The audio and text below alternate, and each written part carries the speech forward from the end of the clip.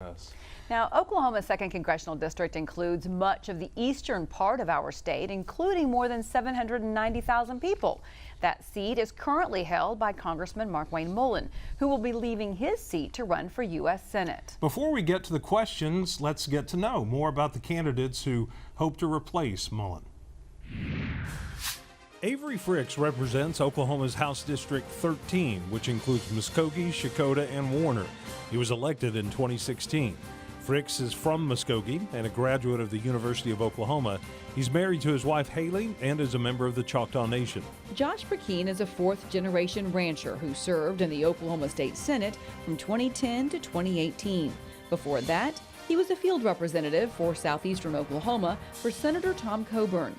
He graduated from Oklahoma State University and is a Choctaw Nation citizen. He and his wife Casey have 4 children and they live in Cole County. And here are the general rules for tonight's debate. The candidates will have 1 minute and 15 seconds to respond to a question. As the moderators, we will allow rebuttal responses of up to 45 seconds at our discretion.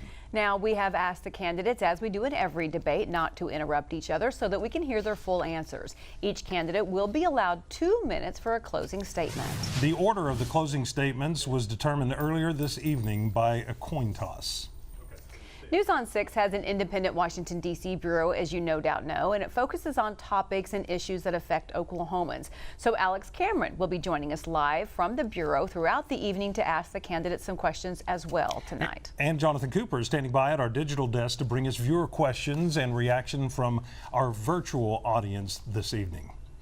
Well, many Oklahomans are feeling the effects of inflation. A recent News on 6 poll shows jobs and the economy are the most important issues on the minds of voters. So with fears of a recession, if you are elected, what bill or measure would you introduce or support to address inflation or the economy? We're going to begin with Mr. Frix. Well, thank you for that question, and thank you to everyone for tuning in tonight as we talk about the important issues that are coming up in this consequential election just a week from today. You know, inflation, as I travel all 28 counties, I hear about inflation over and over again. And we've got to get back to energy independence. People are feeling it at the gas pump. We've got to get back to drilling here in the U.S. Instead of relying on our enemies. We've got to get back to energy independence. And then the second thing we've got to do is we've got to stop paying people not to work. As I travel to 28 counties, I talk to small business owners and they say they can't find anybody to work. And the people that they can find to work don't want to be on the payroll because they'll lose their government assistance.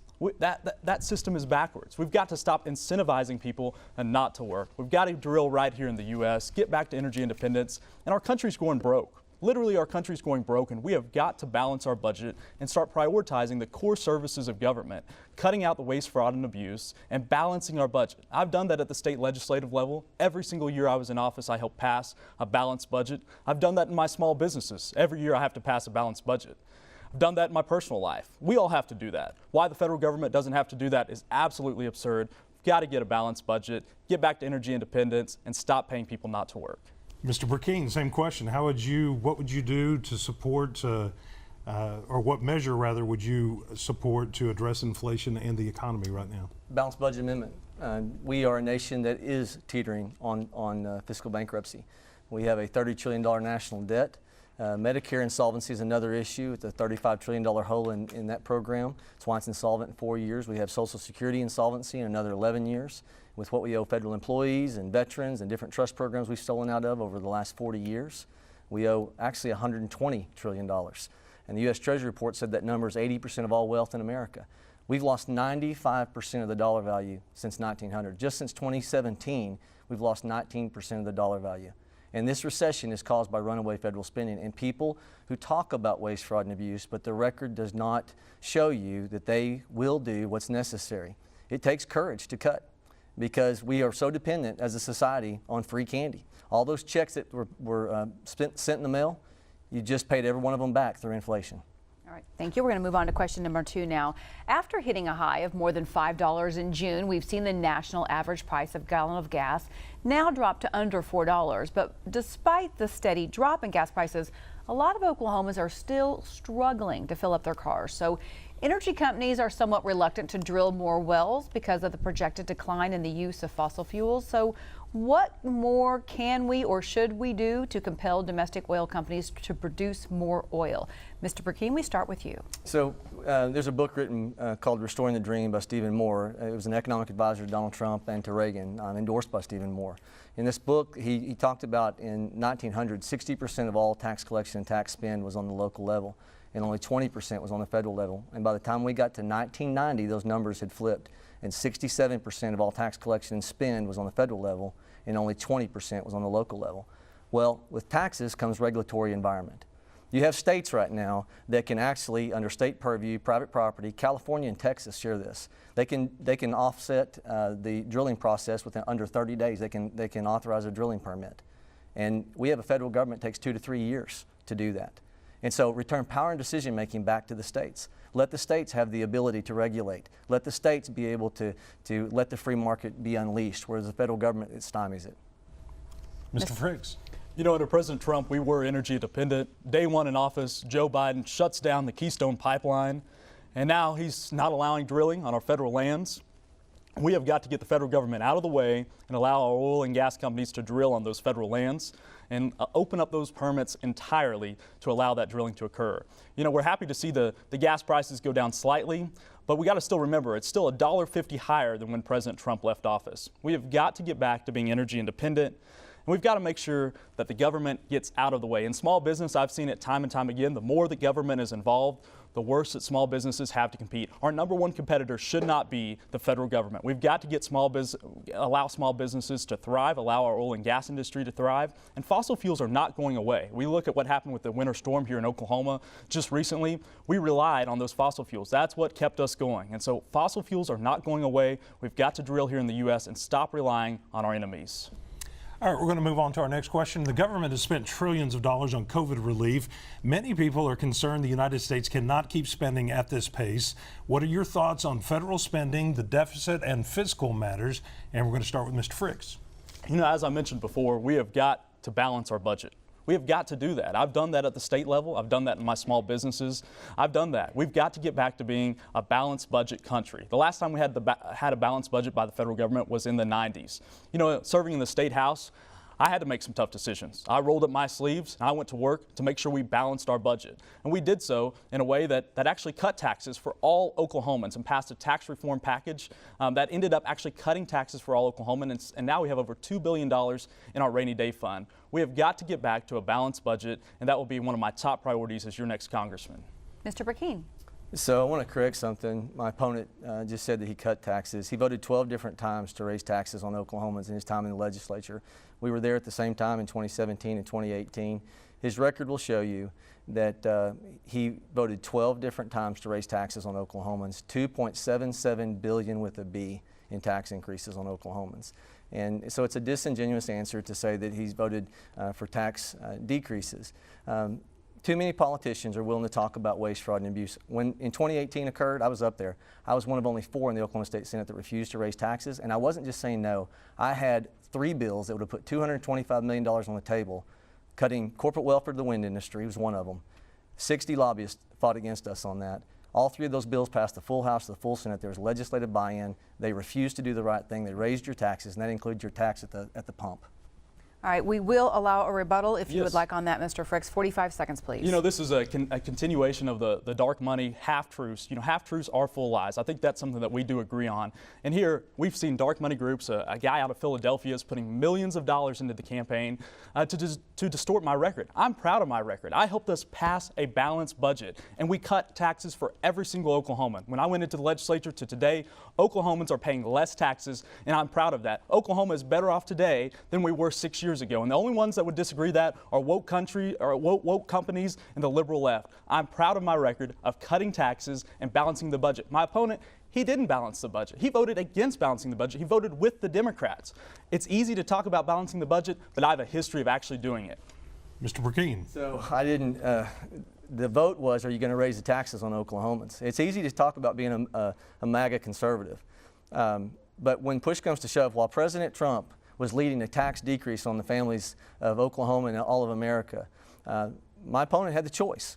Do I raise taxes or do we look for waste, fraud, and abuse? They looked to raising the tax. I authored the 3 bills that would have put $225 million on the table. I didn't co-author them, I authored them. They either passed the full House or the full Senate. One of those bills, getting rid of the corporate welfare for the wind industry, had 60 lobbyists fighting against me. Even waste has a constituency. And so you can say that you're a MAGA conservative, but when President Trump is cutting taxes and you're raising taxes, your record doesn't prove true. Okay, we appreciate those responses, but we are going to move on now to make sure we get several, since each of you had a rebuttal on that. You can address that in your closing statements if you'd like. Our next question does come now from Alex Cameron, who is in our Independent News on 6 Washington Bureau. Alex? Lori, thanks. Earlier this month, Kansas voters soundly rejected a measure that would have taken abortion rights out of that state's constitution. Now, this came after the Supreme Court overturned Roe v. Wade. It came after Governor Stitt signed the nation's strictest abortion ban into law in our state. So the question is, should states be able to decide how to handle issues like abortion, or should Washington decide for the states? We begin with Mr. Brecheen. It's both. The Constitution says the Declaration of Independence, which is referenced by the Constitution, at the end of the Constitution it says the year of our Lord of the 12th, which is a reference to the Declaration of Independence. And the Declaration of Independence says we hold these truths to be self-evident, that all men are created equal, that they are endowed by their Creator with certain unalienable rights, that among these rights are life, liberty, and the pursuit of happiness, that to secure these rights, governments are instituted among men. The Constitution hinges on the Declaration of Independence, and people, liberal ideology doesn't like that because it talks about God and it talks about securing life. And so the Constitution, as hinged on the Declaration of Independence, says that we have a right to secure the right to life on the federal level, and it should be the state doing the same thing. I have a 100% pro-life voting record. I ran the bill to stop the dismemberment abortion process. It passed with Representative Pam Peterson, and this is a moral issue that has to be addressed. Innocent bloodshed, abortion is murder. Mr. Frix. You know, let us not forget why Roe v. Wade was overturned. It was because President Trump gave us 3 incredible Supreme Court pro-life justices that helped us overturn Roe v. Wade. And I'm proud that Oklahoma went to work immediately as that case was being overturned to make sure that Oklahoma was the most pro-life state in the nation. I was proud to help co-author several pieces of legislation and help pass several pieces of legislation that makes Oklahoma the most pro-life state in the nation. You know, I believe that life begins at the time of conception. In that mother's womb, as that baby's being formed, I believe they're forming 10 fingers, 10 toes, and I believe that that is life. And I will always stand up and speak for life, speak for the lives that can't speak for themselves. I will always stand for pro-life, whether that's at the federal level, whether at the state level, wherever God puts me, I will always stand for the right of life. The Community Food Bank of Eastern Oklahoma says Oklahoma's 2nd Congressional District now has the highest projected food insecurity rate, or one of the highest in the country, at 11.2%. So if elected, what would you do to address food insecurity in this part of the state? We'll start with Mr. Frix. You know, we have a food shortage that's quickly approaching, and we're seeing this right now as we speak. As I travel the 28 counties and I talk to farmers and ranchers all across the 28 counties, I talk to generational farmers and generational ranchers that have been in the business for generations, and they just can't afford to operate anymore, and they're going out of business. Whether that's the price of fertilizer has gone up too much, whether that's the price of diesel has just gone through the roof, or maybe they got a great cash offer from some Chinese or foreign national on their land that they could not refuse. Whatever the case may be, all those things combined, they're going out of business. And we don't see new ones starting up to replace the ones that are leaving business. So we have a food shortage on our hands. It's only going to get worse. The liberal left in Washington, D.C., they want that to happen. They hate the agriculture industry.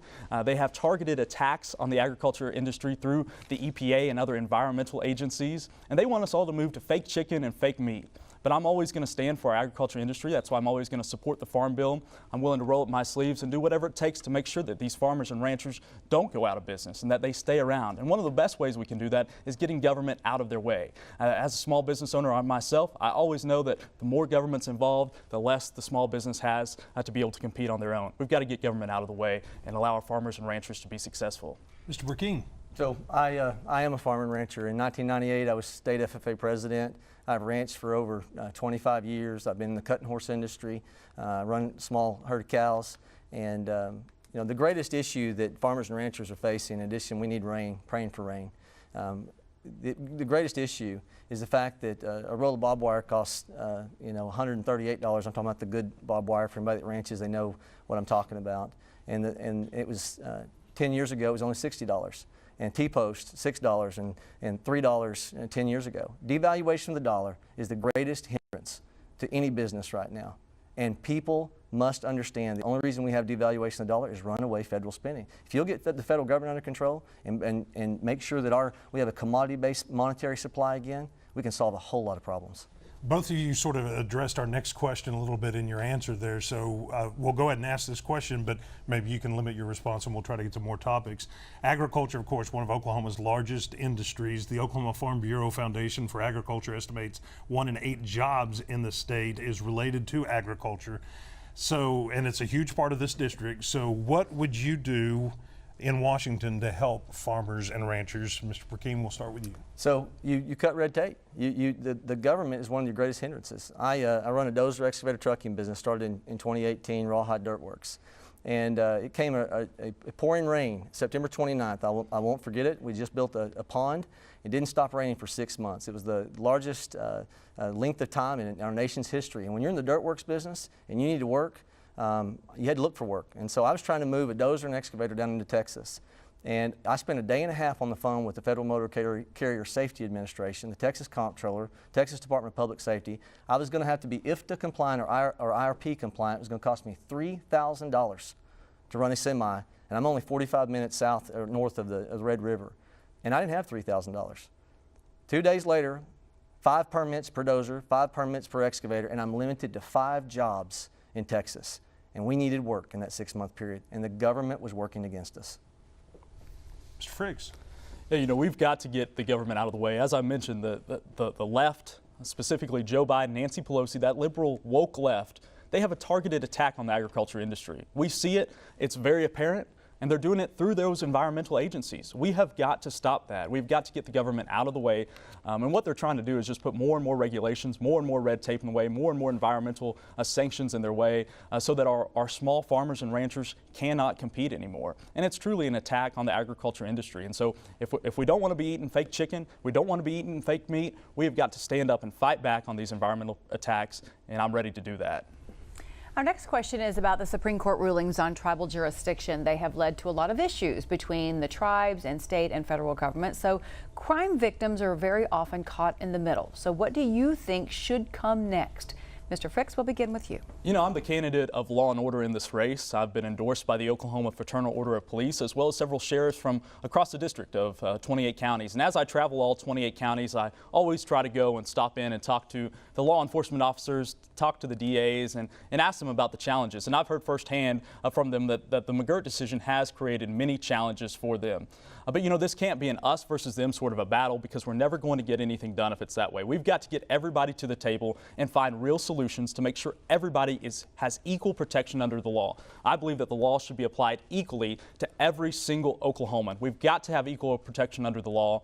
But right now, if we kick it to Congress with Nancy Pelosi as the leader of the House, this is a decision that only affects Oklahoma. Only Oklahomans are affected by this. If we kick this to Congress right now under Pelosi's leadership, we're going to allow people from California and other states to be making decisions about what happens here in Oklahoma. We've got to make sure that we get the right leadership in Congress before we bring this congressional solution there, and make sure that all of the Oklahoma delegation is on the same page. Everybody needs to come to the table. We've got to have equal protection under the law for all Oklahomans. Mr. Brecheen. In Atoka, Oklahoma, if you're pulled over right now and you are traveling 11 to 15 miles per hour over and you're a tribal citizen, you get a $95 ticket. If you're pulled over in Atoka, Oklahoma now and you're traveling 11 to 15 miles per hour over and you are not a tribal citizen, you get a $265 ticket. It's not just. The preamble of the Constitution says to establish justice. The scales of justice must be blind. Congress needs to fix this. I am the only candidate in this race that is not taking money from the tribes, but I'm a Choctaw.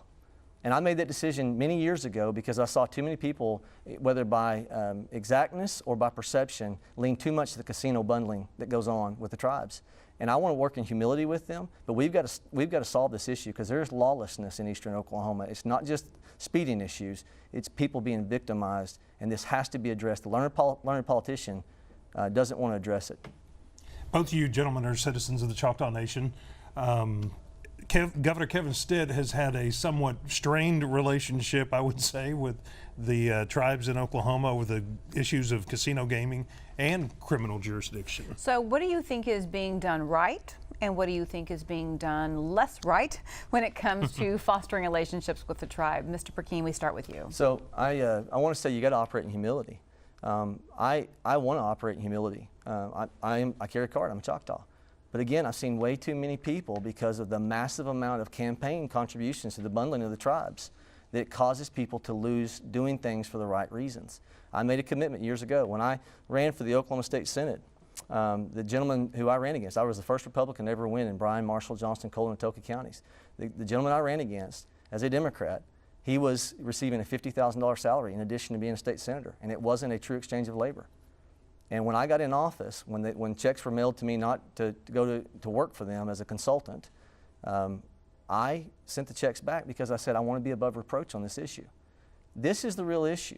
Will you operate in humility? Will you do the right thing? Will you go in and take your makeup, which being Choctaw, and try to bring healing to pain that goes back 200 years on both sides? I will. Will I love people? I will. But will I make sure that I'm above reproach, that people can understand that I'm doing these things because I believe they're right, not because of campaign considerations? Absolutely. Mr. Frix. You know, I again believe that we've got to get everybody back at the table to find these solutions. We've got to get the state at the table. We've got to get the tribes at the table. Not even all the tribes are on the same page. We've got to get everybody on the same page to truly address this solution. And we've got to address it for all Oklahomans. This is a challenge. It can be addressed. We can find solutions to this problem. But we've got to make sure that everybody is protected equally under the law, whether you're a tribal member or a non-tribal member. No matter what part of the state you're from, everybody should have equal protection under the law. We've got to get back to that. And the only way we can do that is by getting everybody to the table and sitting down and working, finding common ground, finding solutions, and finding a compromise. And that's what I was able to do in my small businesses. Is every time we had a problem, I was able to find solutions to that problem. That's the same thing here. We need a solution-oriented approach. Many of our viewers are watching tonight's debate online, and News on 6's Jonathan Cooper joins us now from our digital desk with a question from viewers. Jonathan? Craig, thank you. We've received a lot of great questions from viewers through Facebook and through our text line as well. But I want to ask specifically about health care. And Maria asks this. Maria says that I'm retired and on a fixed income. Today, President Biden signed the Inflation Reduction Act. As part of that bill, the federal government can now negotiate the price of expensive prescription drugs for people on Medicare and limit the monthly cost of insulin.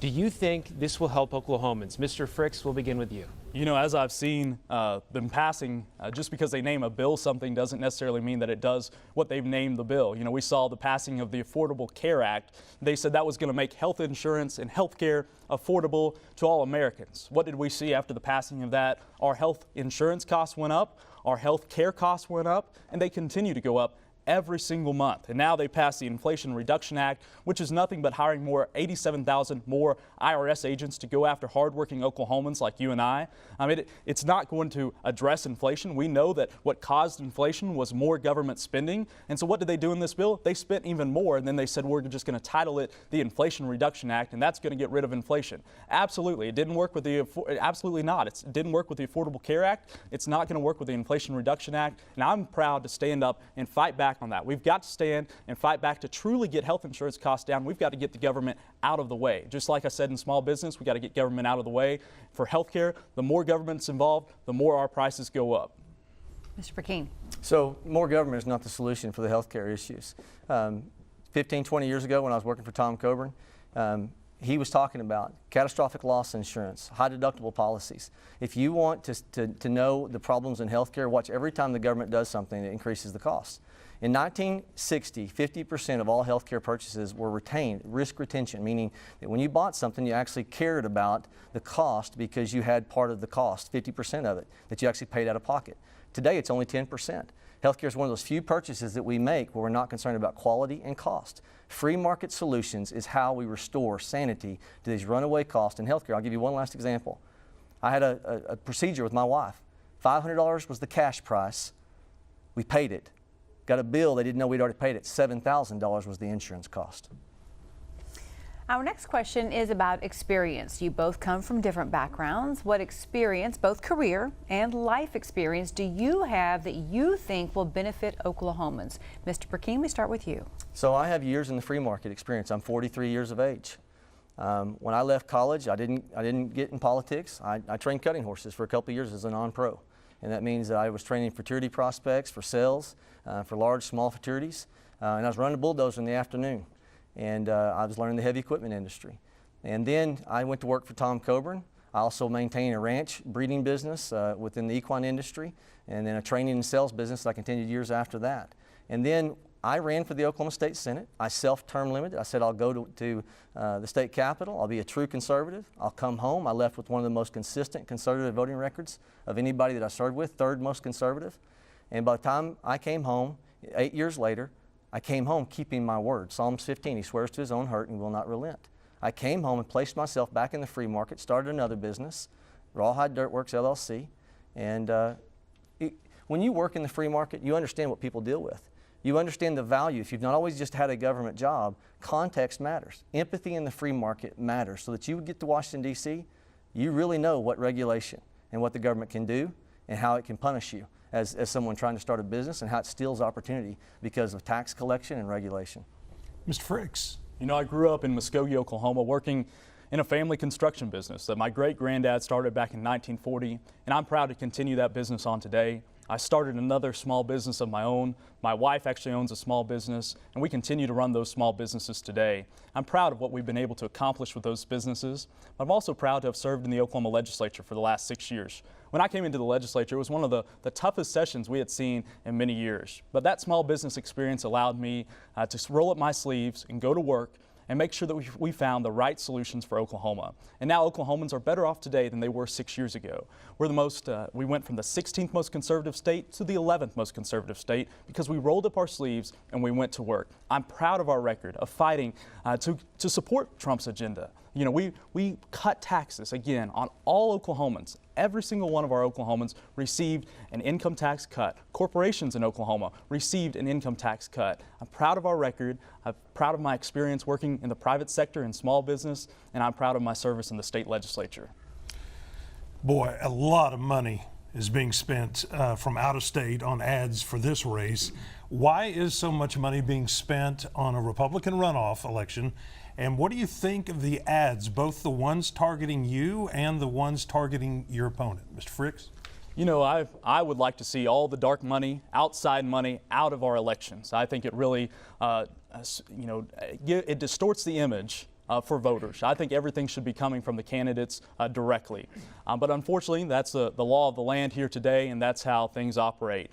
I'm proud that my top contributor is myself. I'm invested in my race. I'm proud of that. I wish that all the dark money groups would simply go away and get out of politics. You know, we see there's been millions upon millions of dollars that are attacking me by one guy out of Philadelphia. You can trace back the School Freedom Fund. It goes back to one donor. There's only one single donor. He's out of Philadelphia. He's not even a Republican.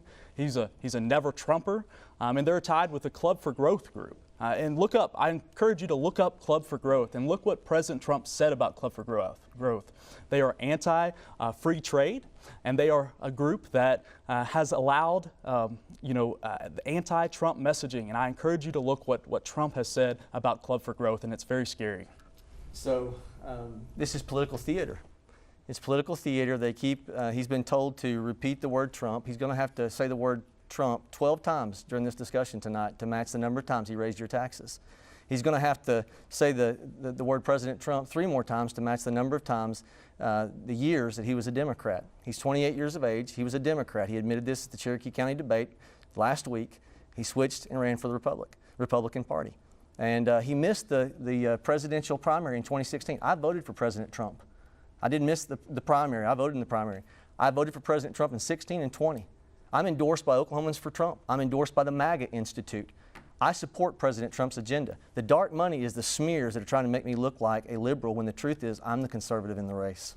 We'll allow a rebuttal. 45 seconds, Mr. Frix. You know, those groups like Oklahomans for Trump, if you actually do your research into that, the Trump campaign and the Trump organization has sent cease and desist letters time and time again to those organizations because they have no affiliation with Trump. And that's, my opponent has simply licked his finger, stuck in the air, tried to see what direction the wind is coming. He didn't mention Trump at all at the beginning of his campaign. And now all of a sudden he's wanting to mention Trump because some pollster told him that he needs to go out there and mention Trump. And so he's got these fake news endorsements out there. You know, I'm proud of my record. We cut taxes again for all Oklahomans. A half-truth is a full lie. You know that. You know that we cut taxes for every single Oklahoman. I was registered Democrat for a short period of time to be able to vote in a local county election in Muskogee County. We didn't have any Republicans running for some local offices. And check the record. I did vote for President Trump. I did vote in that presidential election. Mr. Brecheen. And so it's just political theater. It's designed. I voted for Trump. I supported Trump. And what's amazing is my opponent. I spoke to him in private under biblical mandate to talk to someone in private and then address it publicly. I talked to him in private and told him he knew that this smear about me being a never-Trumper is a lie. I went to him in private and I said that to him a few days ago. You can go to my Facebook page. I was working, hustling the free market. Go look in my 2019. First, I'd been on Facebook for years. One of my very first posts was Franklin Graham saying the reason why I back Trump is because he defends the Christian faith. I'd been on social media for years. They don't want to look for the truth because it doesn't fit the narrative. They are trying to get people, uninformed voters, to buy the lie that I'm a never-Trumper because they can't talk about their record because their record is not MAGA. Their record is more like Bernie Sanders when it comes to tax policy. Let's stay with the issue of the attack ads for just one moment, please. So what do you think is the biggest falsehood or the biggest misconception about you that you've seen from these ads? We'll start with Mr. Brecheen. The fact that they're saying I'm a never-Trumper. I supported Donald Trump. Go back and look at my personal Facebook pages. Personal Facebook. They didn't want to look for the truth. It doesn't fit their narrative. And so Exodus 18:21 says this, you shall select out of all the people able men who fear God, men of truth. How someone campaigns is how they will legislate and how they will govern. If they're willing by their own ambition to, when you can easily find on Facebook, the multiple times I posted positive things about President Trump on my personal Facebook page, and you choose to run the narrative, not just the third parties, but my opponent, it tells you something about character. Truth matters. Now, I addressed this to him in private. I'm bringing it up publicly. He knows it's not truth. Ambition will break the strongest cords of our Constitution as a whale goes through a net, John Adams told us. Ambition is a disease in Washington, D.C. Ambition causes you to politically calculate and say, conscience set aside. I'm going to do what's expedient here because I need that position. And that's what they're doing. The other thing is associating me with Hillary Clinton. Hillary Clinton and Biden. I rank third most conservative by the OklahomaConstitution.com index, which has been rating legislators since 1979. He ranks 65th in his lifetime score. I rank third. That means there's only 34 people that are less conservative than he is, and half of them are Democrats. In 2017, go look at his record, OklahomaConstitution.com. He had a score of 10, and I had a score of 90. Okay, we're going to have to Mr. cut you off. Frix, your response? You know, you got to go back and you got to look at the facts. There's a member of the Oklahoma House of Representatives that served alongside my opponent when my opponent was trying to push this electoral college, going away from the electoral college and moving to the popular vote. He was trying to convince his fellow colleagues. And I have a member that served with him that's willing to come out and make a statement that said that my opponent he didn't just make a bad vote, he was all the way for it. And then further, this member asked him to endorse President Trump when President Trump was first running. And my opponent told him that President Trump was too vulgar and he would never endorse him for president. And that's the facts. We have got to get back to these facts here. The fact is that I'm proud of my conservative record. Again, we've taken Oklahoma from the 16th to the 11th most conservative states. You may have some ratings. I've got the results of moving Oklahoma to make sure that we have conservative values. And now we're one of the most conservative states in the nation because we rolled up our sleeves and we went to work. And I'm proud of my record. And I believe that the facts are clear. When you've got a group like Club for Growth supporting my opponent, they are a clear Never Trump organization. They've spent millions and millions and millions of dollars against President Trump. And now they're supporting my opponent because from the very beginning, I have been pro-America first and pro-Trump. Mr. Brecheen, we'll let you rebut. You notice he didn't name anybody. Represent Mike Christian. Show Mike Christian. And we'll release that statement tonight. Oh, that's interesting. I don't think that Mike Christian was there when President Trump was running the second time. That's interesting. He was there when he was running the first time, which is what I was referring All to. right, gentlemen, let's not interrupt each other. 45 seconds to rebut. Yeah, let me say this. The Bible says confirmation by two or more witnesses. I'd like to find somebody else who's not biased in that conversation. How are you going to look at my voting record and my posts and say I'm a never-Trumper? Club for Growth supported as a third-party expenditure Tom Coburn 20 years ago. Club for Growth is a 20-year organization that looks for the Freedom Caucus type members. I'm endorsed by Ted Cruz. I'm endorsed by the Freedom Caucus PAC, the House Freedom Fund. I'm endorsed by Michelle Bachmann, the conservative congresswoman. I'm endorsed by James Dobson. This liberal smear, this dark money group that you can't find but 5 donors, and they're a recent creation. Club for Growth is a fiscal policy organization that looks for fiscal conservatives. These lies and slanders are not based upon truth. Mr. Frix, we will give you time to rebut. Look, I'm from Muskogee, and I think Senator Coburn was a great man. I think he did a great job. But look what he said about President Trump, too. He was never a supporter of President Trump. And you look at that tied to Club for Growth. They have never been a supporter of President Trump. Let's stop trying to run from the fact. You've said before you support Club for Growth. You're listed on their website as a Club for Growth fellow. It's okay to support Club for Growth, but you got to face the facts that Club for Growth is a never-Trump organization that's pumping millions of dollars into this race to try to defeat me because I have been pro-Trump from the very beginning. Okay, I got to respond to that. Club for Growth donated $1.6 million to President Trump. They have had policy differences, but they are not anti-Trump. They're a fiscal policy organization that helps the Freedom Caucus type member as a third-party expenditure, no coordination with the campaign, get elected. Okay. They are the stalwart conservatives. We're going to move on, gentlemen. We got a lot to cover, but you can't address this during your closing statements. So we have allowed each candidate to submit a question to ask the other. So, Mr. Brecheen, here is the question that you submitted for Mr. Frix. After filing to run for Congress, you voted for a tax cut. Before filing for Congress, you voted over 10 different times to raise taxes on Oklahomans, including one of the largest tax increases in state history, which raised the price at the pump on gas and diesel for all Oklahomans. How can we trust you? Again, this is his question for you. How can we trust you not to raise taxes if you go to D.C. when even the American Conservative Union rates your lifetime record on taxes, budget, and spending at 28 out of 100? You know, as we've talked about tonight, you've got to look at our full record of serving in the state legislature. We voted for tax cuts before I ever even knew this was going to be an open seat or before my wife and I decided to pray and decide to get in this race. I'm proud of my record of lowering taxes for all Oklahomans. We've cut the income tax significantly on all Oklahomans, on our businesses, and now today, 6 years later, from the time I came into office to today, Oklahomans are paying less taxes. All right, and this is the question that Mr. Frix had for Mr. Brecheen. He says, you have based your campaign on your unwavering support for the late Dr. Coburn. Dr. Coburn said this about President Trump. Donald Trump is perpetrating a fraud on the American people. He simply lacks the character, skills, and policy knowledge to turn his grandiose promises into reality. Put simply, Donald Trump has no plans to make America great again. He is a populist without portfolio. Those are Dr. Coburn's words. Mr. Brecheen, do you stand by Dr. Coburn's words? What year? What year? Avery, what year was that statement made? At the very beginning. What year, Avery? In 2016. Oh, okay. So, and then President Trump surprises everybody and becomes a conservative because he makes these incredible picks in his cabinet. It's why I was championing the things he was doing, is because the Make America Great Again ideology, many people thought that President Trump was going to be a populist and not be a true conservative. But when he got in office, he surprised all of us. And I was a Trump supporter. I'm a Trump fan. I think he assaulted this political correctness. He spoke from the cuff. He wasn't memorized. He wasn't polished. He was authentic. And people want authenticity in government. What people don't want is people who pander for votes. And so I loved Tom Coburn, but I know also that Tom Coburn got to see in Donald Trump years later that Donald Trump was making the right decisions, making America great again, which ties into the American exceptionalism that Ronald Reagan exemplified, peace through strength. Dr. Coburn was a conservative. Trump has proven he's a conservative. And so timing matters on comments. So we are going to head back now to our nation's capital for another question from Alex Cameron at our News on 6 Washington Bureau. Alex? Lori, thanks. You know, a lot of people think that Republicans may regain the House, maybe even the Senate in November.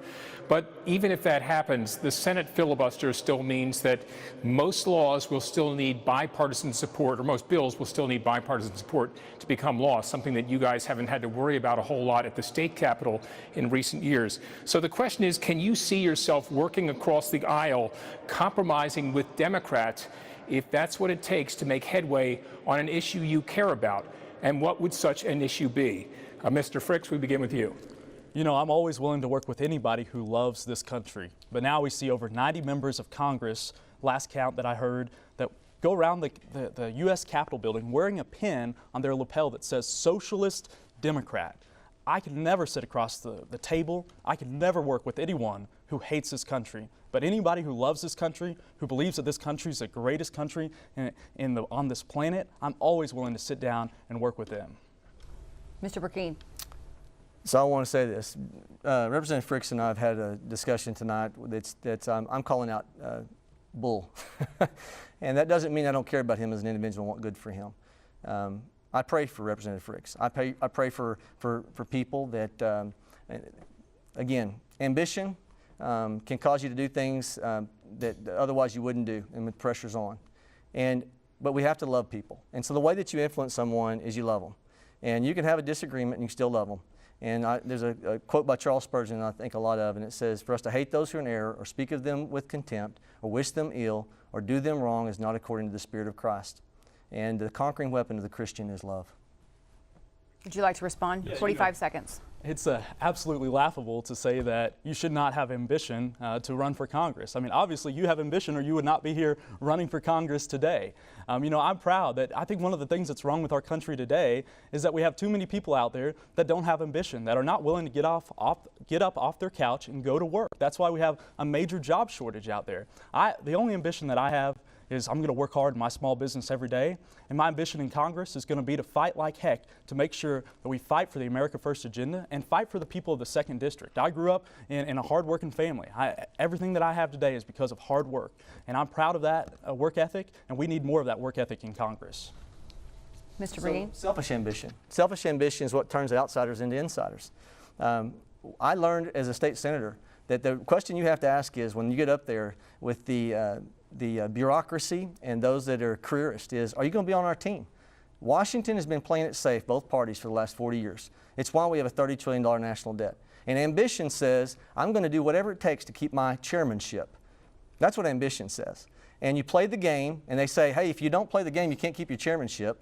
And if you don't play the game, you can't get your earmark and go home and be applauded and look like you're really getting something done. That's what's losing this nation. I lost my chairman as a state senator because I refused to play the game. As a state senator, I was punished by not voting to raise taxes in 2018 by a bill being taken from me. I don't play the games. I confront them. Ambition is what causes people to play the game in politics. One more Mr. Frix, response? that's a pretty sharp jab, so I want to give you about 20 seconds to respond. You know, you talk about not playing the game, but then you look at the actions. You know, you got to look at somebody's actions. You can't just look at what they talk about.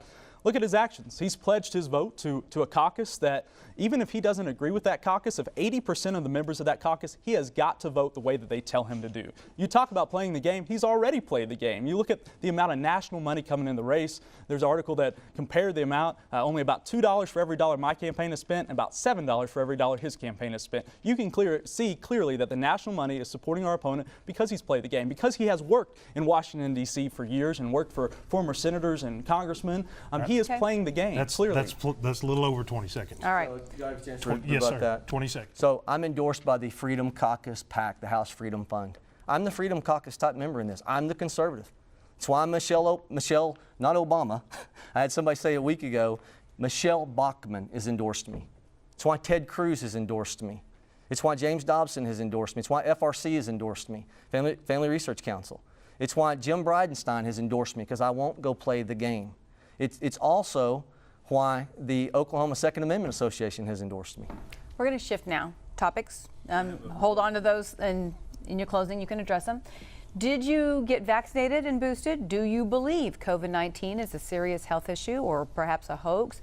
How do you think President Joe Biden is handling this pandemic, and does it even need to be handled? If so, what should he be doing? Mr. Brecheen, we start with you. I didn't get vaccinated.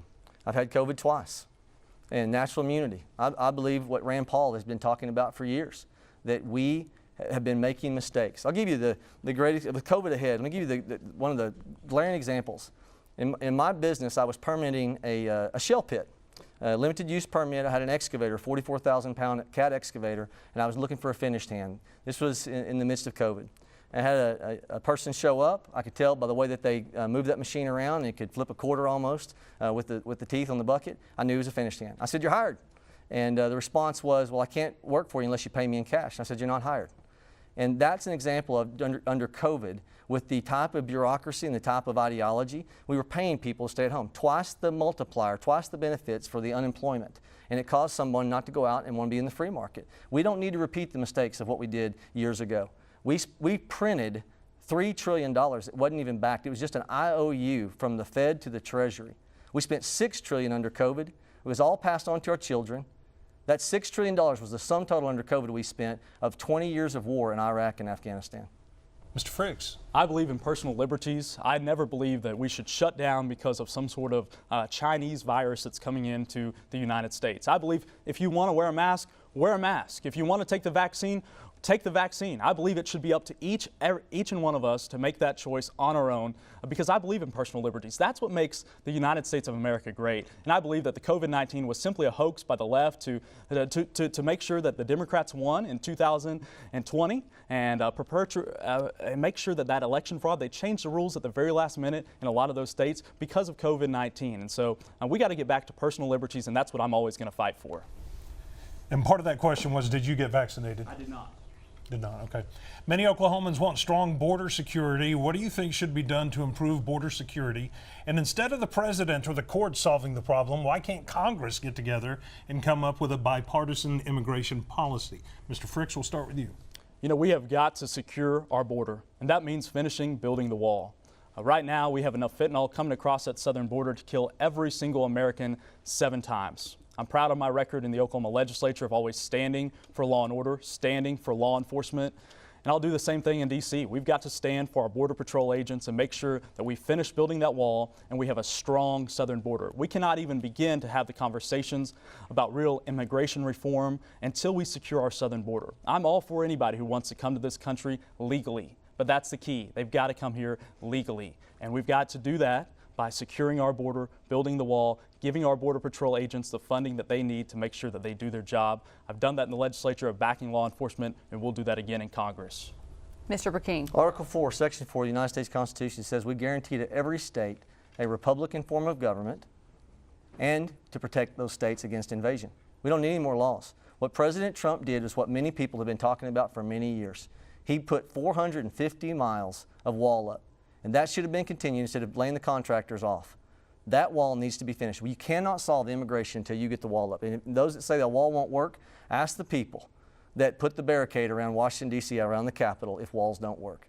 If it's good enough for the goose, it's good enough for the gander. We have got to secure that border. We don't know what's coming across with terror cells. We don't know what's coming across with fentanyl. We have no idea who's coming in for nefarious purposes to do us ill. If there's no enemy on the inside, the enemy on the outside can't do us harm in this nation. Okay. From cyber attacks to the growing power and influence of China to concerns about Russia, many people are concerned about the different threats to America. We want to know what you see as the biggest external threat to America, and how would you address it in Congress, Mr. Brecheen? External is China. I go back to the statement I just made. If there's no enemy on the inside, the enemy on the outside can't do us any harm. China is looking to grab hold of the international commodities. They absolutely, with yuan, are trying to go into purchasing of what is normally the petrodollar for us. They want to grab hold of the world reserve currency. They are trying to colonize around the world. China is buying up land. They're buying up companies. You got one of the major packers in the feed industry, in the cattle industry, that's owned by China. China is at economic war with us. And they are waiting for us because of our devaluation of our dollar, because of our debt loading. We're 11th most in debt. There's only 11 nations ahead of us in our debt loading. We have got to get our debt in order. 129 debt to GDP ratio means this. It means we are in trouble. We are out over our skis. It's why every family will spend $7,000 more this year than you did last year, because we are devaluing your dollar, but it all goes back to federal spending. Mr. Frix. You know, as far as which country is the biggest threat, I would definitely agree that China is a huge threat to our country right now. You know, under President Trump, he talked about putting America first and bringing those manufacturing jobs back here to the U.S. We've got to continue that. We've got to bring all those manufacturing jobs back here to the U.S. and be self-reliant. Just we saw with the car shortage. The reason why we didn't have new cars on the market is because we had a shortage of chips that were being made in other countries. We've got to get all that manufacturing back here to the U.S., put America first, and be self-reliant. We've also got to put a stop to the Chinese and other groups that are coming into our country and buying up land right here in Oklahoma. Right here in Oklahoma, they're buying land every single day. We've got to make sure that we put a complete stop to that and stop allowing these other countries to buy up our land. But I believe also our top foreign policy issue, biggest threat to our country, should be securing our border. We have got to do that first and foremost, or we're going to continue to see our country infiltrated with people coming across the southern border. It is wide open right now, and until we stand up and secure our border, we're going to continue to face these challenges. Before we get to the closing statements, which you of course will each have 2 minutes for, we want to ask you a quick question, so 45-second answer if that's possible, and we're limiting it just so we can make sure you have your closings. What is something that you learned on the campaign trail? Mr. Frix. It's been great traveling all 28 counties, and I've learned from people all across the 28 counties how much they love this country. It is absolutely incredible to see so many people from all 28 counties talking about how much they love this country. I love this country, my granddad loves this country, my family loves this country. Knew that growing up, but to see that same love in other people from all across the 28 counties is absolutely encouraging, and it gives me hope for the future of our country. Thank you for keeping it under 40 seconds. About 3 or 4 nights ago, we're driving home in the Calvin area. A truck is rolled over, a semi-truck had slammed on its brakes, a water truck, and he had run up the incline, busted the back of the window in. We were the second on the scene, and this gentleman stumbles out. He looked like he'd had enough to drink, and he then made his exit in the dark as I was asking, who else is in the vehicle. He had tribal tags. We had some people that showed up, and I began to ask the deputies, we're filling out a deposition on what was going on, about their concern that you never know once these cases are handed over what happens. He told me about a child pornography case he'd handed over to the tribal courts. He had never subpoenaed on it 2 years ago. We have got to fix this McGirt issue. Okay, it is now time for those closing statements that we told you that we would have. We have set aside 2 minutes for each candidate to give, and we are going to begin closings with Mr. Frix. Well, thank you all for tuning in tonight, and thank you for listening to us talk about these important issues that are facing our state and facing our country. I want to tell you a little bit more about myself. I grew up in Muskogee, Oklahoma. My granddad started in the small business, and I worked alongside my granddad. And unfortunately, he's no longer with us. But he taught me 2 things that I've always kept with me in everything that I do. First and foremost, he said, is to honor God. In everything he did, he tried to honor God, share the gospel. He was never afraid to put God first in everything he did. Second thing he taught me was to always have a strong work ethic. He said if you have the right work ethic and you're willing to work harder than everybody else, you can achieve anything you want to achieve. That's the American dream. And that's what I've tried to do in everything that I've done, from small business to politics in my personal life, is to put God first in every single thing that I do and to work harder than the rest and have that work ethic. But as I see what's happening in D.C. right now, that American dream is quickly being eroded. And we've got to stand up and fight for that American dream, fight to take our country back. We're not going to have a country where we can achieve that American dream. The liberals in Congress, they're wanting to redefine everything. They've redefined what a recession is. They've redefined what infrastructure is. They've redefined what a man and a woman is. We have got to get back, and now they're wanting to redefine what our country is. We've got to get back to the foundation of our country, which means putting America first and standing up for our small business owners, standing up for that American dream, which makes our country so great. I love this country. I believe this country is the best country on our planet. But we've got to stand up and fight for our country for our next generations. I'm young, I'm fearless, I'm hardworking, I'm a great listener, and I'm ready to stand up and fight for the future of our country. And I'd be humbled to have your vote for Avery Frix on Tuesday, August 23rd. Thank you and God bless. Mr. Brecheen. So Exodus 18:21 says, you shall select out of all the people able men who fear God, men of truth, those who hate dishonest gain, and you shall place these over them as leaders over thousands, over hundreds, over 50s, over 10s. And so my campaign's operating in truth. There's not something I've put out with my authorization on that's not truth, that I can't look someone in the eye and say that's absolute truth. That matters. How someone campaigns is how they will govern, is how they will legislate. If ambition drives you to smear and put your own name, I'm not talking about third-party groups that spend, I'm talking about your own campaign name, endorsed by, and you put your name on it, and it's not based in full truth, it tells you something about character. And what you got to ask yourself is when nobody's watching in caucus, Can you trust that person's character to do the right thing? There's a reason why I'm endorsed by Ted Cruz, Michelle Bachmann, James Dobson, David Barton, Jim Bridenstine, OK2A, Stephen Moore, who advised both Reagan and Trump. I'm a conservative. I didn't play the games. You don't have to worry when I get up there what I'm going to do, that I'm not going to convert from outsider status into insider status, because my record tells you otherwise. Records matter. Rhetoric is cheap. Everyone's a campaign conservative.